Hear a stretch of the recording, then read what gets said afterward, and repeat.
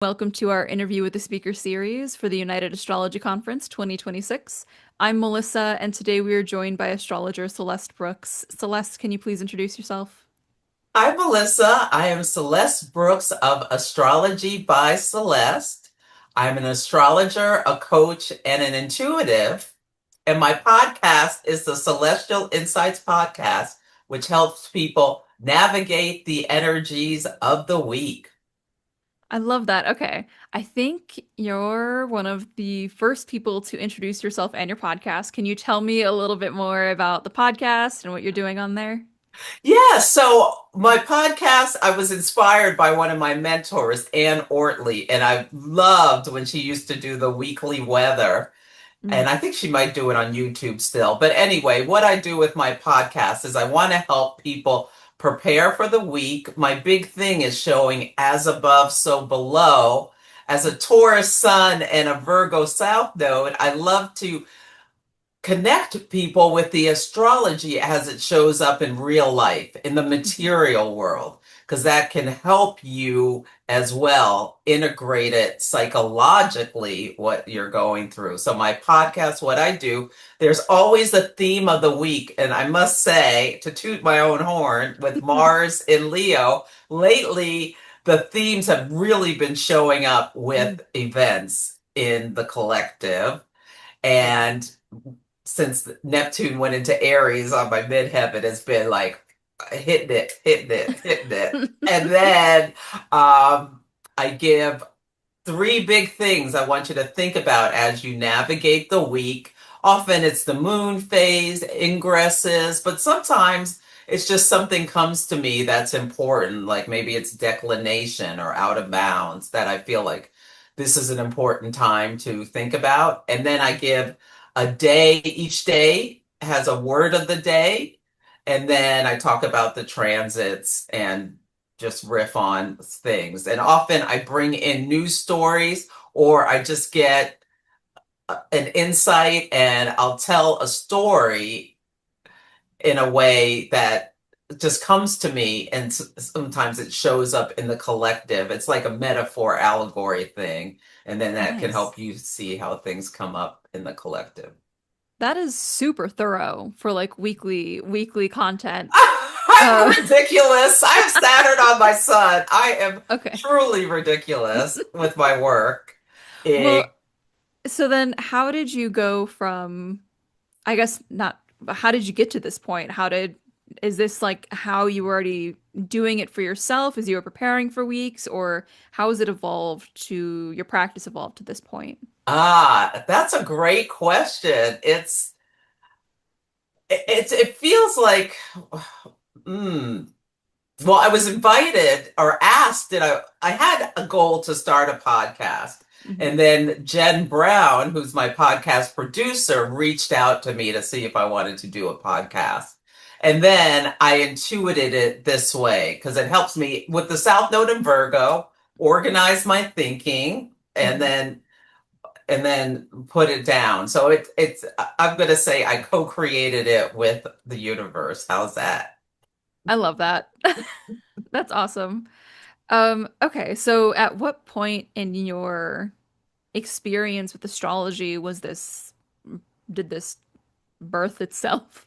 So it's been going on for about 3 years. And my background is I came to astrology a little later in life. So I always knew I was a Taurus, and I'm like such a Taurus, it's ridiculous. So I connected with me about that astrology is a real influence in our lives, but I did not start studying it in depth until I got my first reading in 2017 and then went wholehearted, whole ham in 2019 into astrology, where it took over my life. I took a class and then another class, another class, another class, read every book. You can see my books over here because it cracked open. It explained so much to me about myself, Mhm. the things I like about myself, and the things that are works in progress. And about my other people and my relationships with other people. And it gave me so much compassion for myself as well as other people. And just, it just cracked open my mind. Yeah, it Nice, nice. changed my And whole life. 2019 is definitely really, really close to that kind of like mid-lockdown, early pandemic influx of astrologers. So what was that transition? I should also mention, we're recording this in 2025. There has not been a UX since before that event. Dare we say its name? Um, and so it's been 8 years, just about. How have you noticed that transition? About, The influx of astrologers mhm. post pandemic, post lockdown. Yes, yes. So many people, and it just grows and grows and grows, people's interest in astrology. And the pandemic, the transits, Saturn conjunct Pluto in Capricorn, the sign of governments, big business, the elderly, traditions symbolize this big breakdown and change. And I think people witnessing like such a tremendous change and how astrology can help you prepare for the energies Mhm. that are coming ahead of time, that led is leading more and more and more and more people to be interested in the topic, as well as Neptune going through Pisces, opening Yeah. people's mind and awareness to spirituality, the Mhm. unseen, yeah, and that Nice. sort of thing. Hmm. So you mentioned one of your mentors, Anne Orderly. Since started more recently, where were some of those early influences for you, and where do you find them showing up now, even for your Yeah, practice? yeah, well, my first astrology teacher, it felt like just a whim. I was at the spa, I like to go to Rancho La Puerta, and she was there as one of the speakers of the week, and I just happened to go to her talk, and I found it so interesting. It was actually a talk about creativity, but then she mentioned she was an astrologer and she Okay. had a book. So I started studying with her first. Next, I found Rebecca Gordon, and so I took all of her classes. She's an astrologer out of New York City, and she's the one who got me first started on the moon, which is something that is when I first started was my niche because, well, I'm a Cancer rising. Okay. And Yeah. watching the moon cycles, both the small ones and then Dietrich Pessin, I got her book, which was recommended by Bronwyn Simmons out of Canada, another astrologer I studied with. And that blew my mind with the lunar phase families, these 27-month cycles I love to talk about with the moon phases. And then I started teaching my moon mastery. Oh, and I studied with Deborah Silverman, so she Mm. got me uh, understanding more about Saturn, and which is really important for me because Saturn's conjunct my sun, and I love watching Saturn cycles, how they show up when Saturn checks in with us every 7 years. Maybe love Nice. is there. Well, yeah, I love Saturn. I mean, yeah, I Saturn am and I are friends. I have a special relationship with Saturn. I feel you. Love is an interesting, but it fits. It works when it works. Yes. Yes. Okay. So then as you're progressing in these studies, if we're like, we've got this timeline here, how would you define then the kind of astrology you're doing now and the way that's showing up? Do you do consultation astrology? Yes, I do consultation Okay. astrology. I loved working with people one-on-one, either in just a one-off reading or an annual reading, but I also do coaching where we use astrology. I should back it up and say I have 25 plus years in corporate sales, marketing, Got business you. Okay. development, leadership experience. So I like to help people with their goals. Hmm. Yeah, I'm a Cancer rising, so Capricorn's on my descendant. So a lot of clients who come to me, especially for coaching, have an objective that they want to Hmm. get to and would like help. And I used astrology to move from my corporate career to my astrology career, I quit my corporate career back in 2021 as Uranus was coming to my Sun Saturn conjunction and said, I'm just going to do it. There's nothing but fear stopping me. And with as an Aries moon, I said, I'm not going to let fear hold me back. And I went on my fool's journey to become an astrologer, kind of by the seat of my Nice. pants. The Aries way, truly. It was totally Aries way, Yes. absolutely. And then now I forgot your question. Did I answer No, it? you're fine. Well, I was asking about, and I kind of want to shift gears a little bit to talk Oh, about your history with corporate then, because mhm. that's a more interesting or more unique, I should say, background for some of the astrologers I've been talking to here. How would you, other than it being like, you're kind of coaching, using this for goals, would you say that there is parts of that lifestyle that you've pulled into your astrological practice? Absolutely. Absolutely. I have so many business skills that help me know Hmm. well, marketing, Yeah. knowing what works in marketing or not, knowing sales. Like Hmm. you have to sell yourself as anything where you have your own business. I mean, some people get to the point where they don't anymore. Everyone else sells them for them, but yes, so I very much use these tools. I use like training that I got throughout my career. Sometimes I talk with the moon cycles. I do when I do setting intention workshops. Mm. I talk about SMART goals, having them specific, measurable, actionable, time Hmm. bound. Wait, did I say wait, SMA actionable? Oh, realistic and time bound. Hmm. That's Hmm. from corporate. Oh, I Yeah. love smart goals. Capricorn sun rising here. So. Yes, I have 25 plus years of training and tools in my toolbox and experience working. And I worked in the life sciences. So I worked with people from all over the world in different cultures Nice. who were scientists, were primarily my clients as I started. And I moved into, at the end of my career, I was talking more with CEOs and executives at major corporations, mostly biotech Oh, nice. corporations. That's Yeah. awesome. So Um, yeah, I have experience. I know how to talk. I can talk to anybody. nice. So, based on the timeline, I'm going to assume you have not been to a UAC before. Not yet. No, this will be my first UAC. And now I've been to my first conference was ESAR. And Nice. then, yeah, and then I've been to OPA conferences. I've been to NORWAC Mhm. and speak at NORWAC the last 2 years, as well as the AA conference in England. Ooh, Was nice. invited to speak there. I had a phenomenal time. So I'm an international speaker. Oh, nice.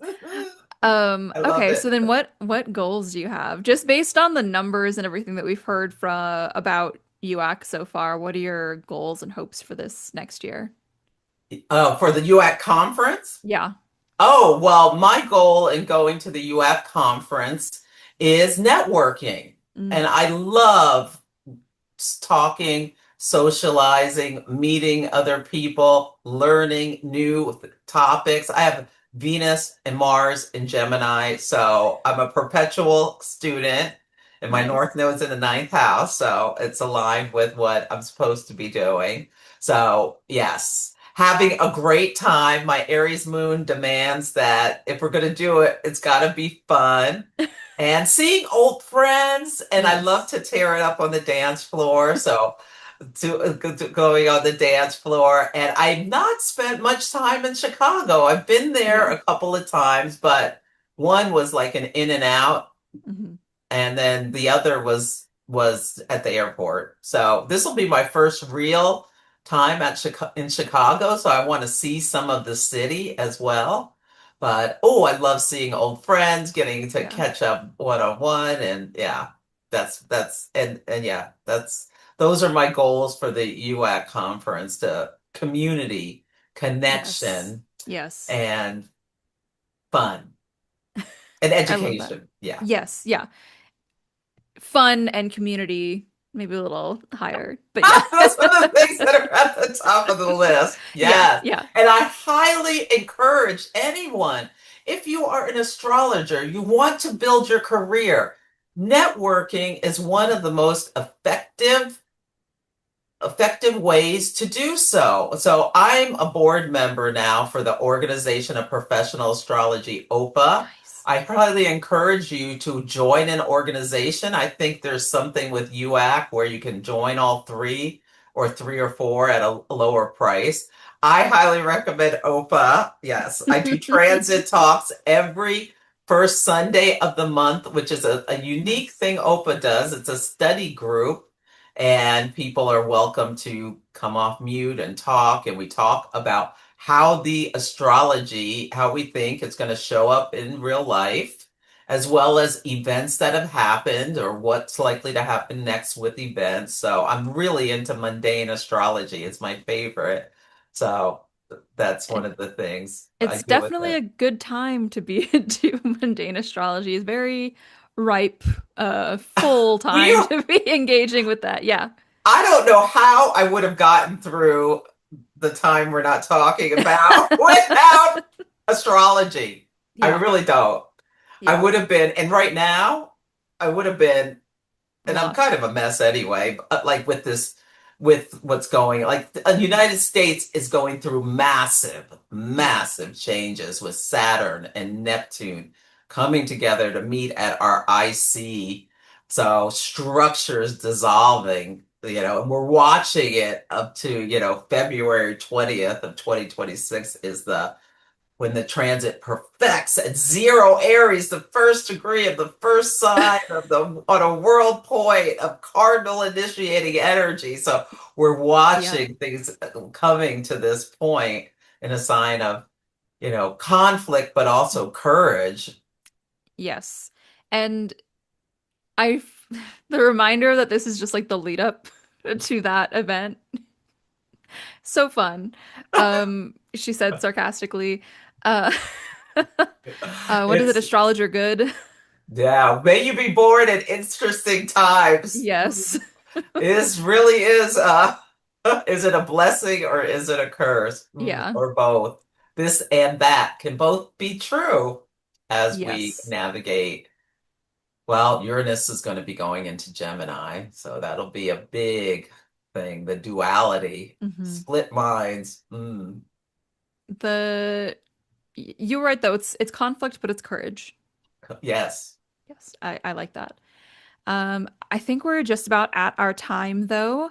So, where can viewers find out more about you?